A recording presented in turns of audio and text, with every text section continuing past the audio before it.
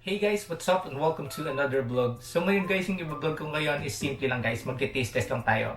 So iti-taste test ko guys ang bagong labas na chicken chops ng KFC. So for 59 pesos guys, ito siya guys, KFC chicken chops 59 pesos. Since 59 pesos din guys yung yung chicken fillet ng McDo. So gusto ko sila ipagtapatin guys kung saan nga ba yung mas sulit na meal sa kanila. Kasi same price lang sila 59 pesos. Pero nakakagulat lang guys sa may KFC na chicken chops. Kasi sabi sa commercial is 59 pesos pero nung pumunta ako sa store guys, yung price niya 64 pesos. So parang paano yun?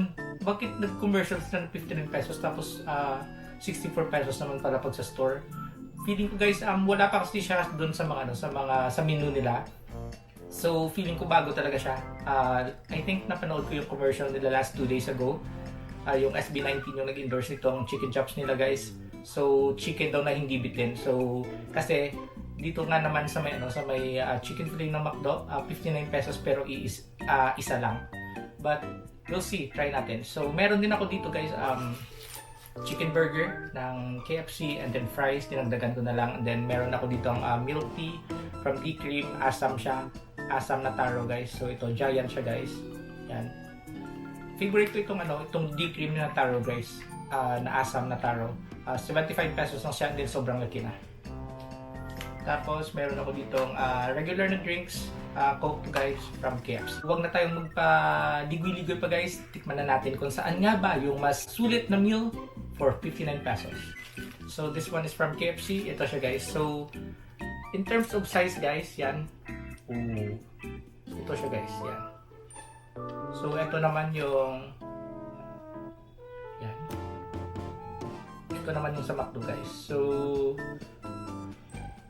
KFC 2 piraso guys, and sa McDo isa lang. So in terms of size guys, yes, sulit nga naman yung yung chicken chops ng KFC. And then bawat meal nila guys may kasama ding gravy. So first tikman natin yung yung lasa. Pero sa price, I think same lang, 59. Siguro nagkamali lang kanina yung sa KFC kasi 64 pesos yung pinunch kasi sa commercial nila it's 59 pesos.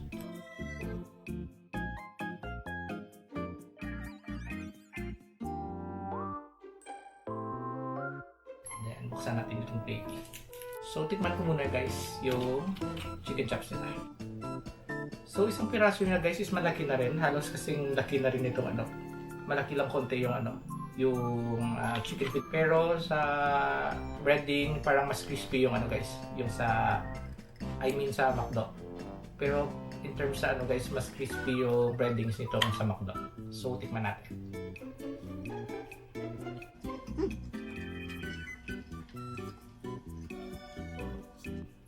Wow.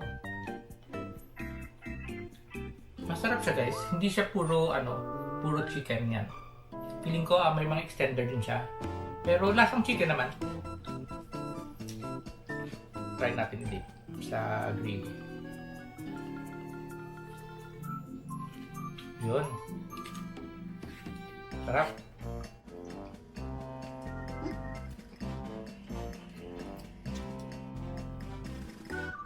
Tikman naman natin itong sa McDo.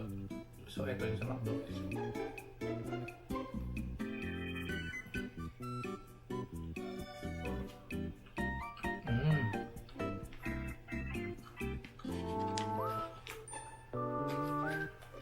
Wow.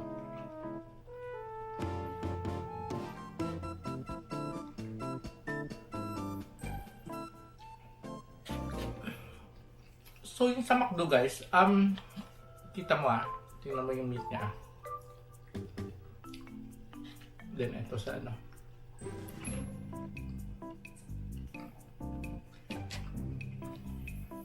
pagkagat mo guys, mas malambot yung yung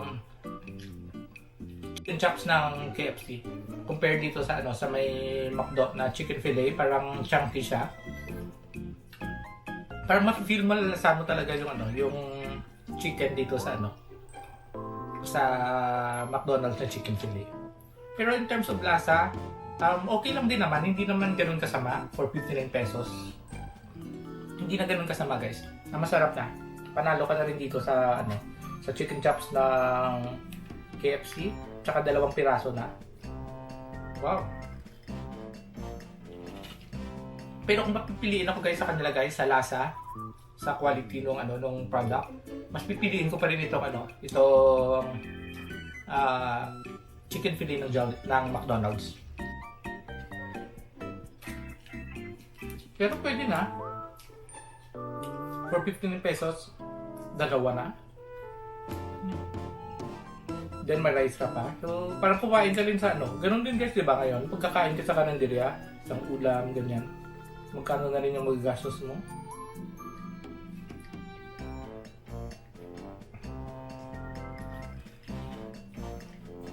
So kung nagtitipid kayo guys, okay na to. Solve ka na dito.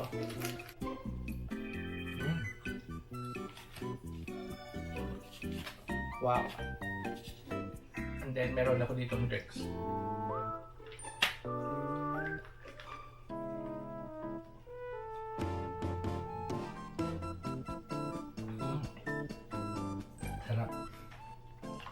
Gusto ko to talaga guys yung milk tea ng D-cream. Kasi aside sa mura, masarap, napakasarap ng nila, ng milk tea nila.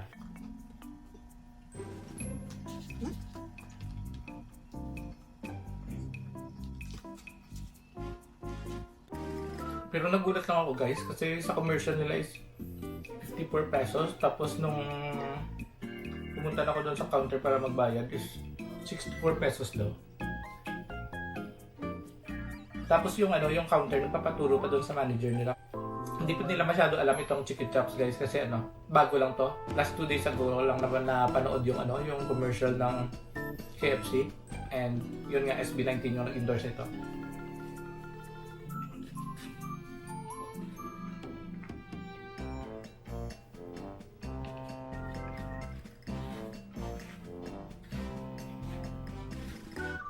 Wow.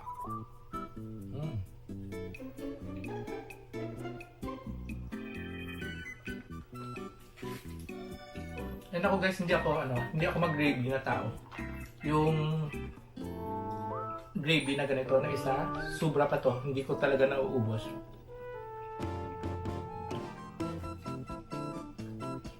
Wow.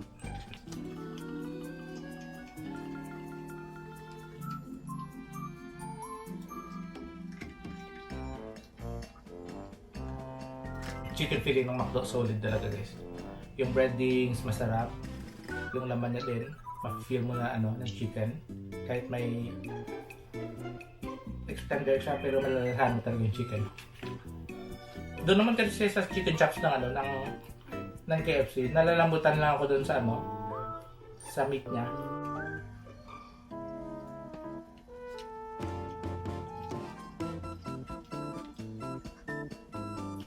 And then when it comes sa lasa, dito pa rin ako. Chicken fillet pa rin ako ng McDo. Since nandito nga ako sa Manila guys, na nag-training, yung parati kong binibili pag nagugutom ako, itong chicken fillet, 2 a la carte lang ng chicken fillet, so 59 pesos each, 118 pesos. 2 na, and then may 2 rice na rin. Sobrang busog ka na. Kasi kung kakain ka din dito sa Manila sa mga karinderya guys, halos ganun din yung mo. Magagastos mo.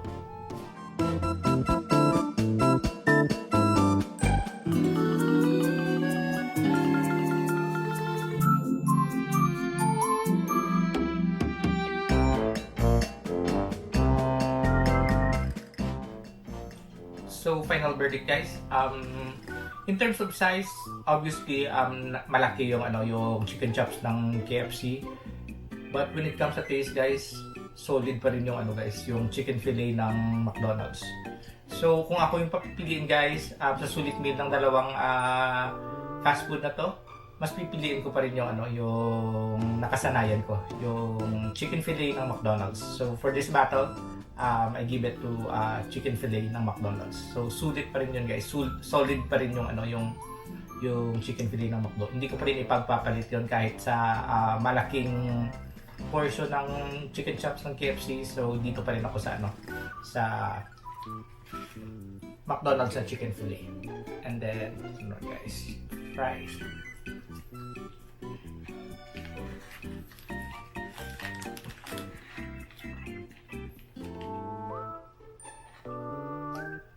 And then isa pa sa favorite ko na na food ng KFC is yung fries nila, guys.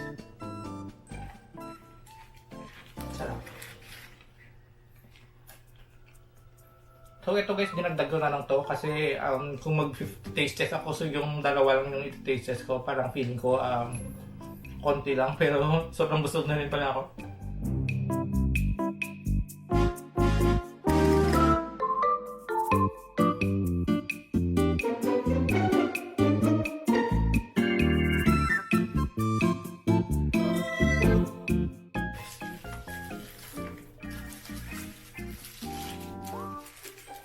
Sa burger, mas gusto ko pa rin yung burger ng ng McDonald's cheeseburger, and then kung gipit, so yum, okay na rin yan. Masarap din yung yum ng Jollibee.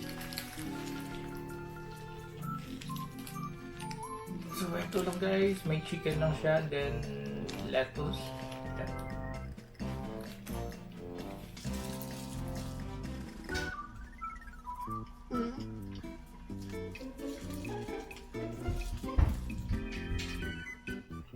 Wow, masarap din siya guys. Hindi talaga ako pala chicken burger na tao. Pero yung patty nila, yung chicken patty nila masarap. Yung tinapay nila, okay din, masarap din. Yung bun nila masarap, malambot.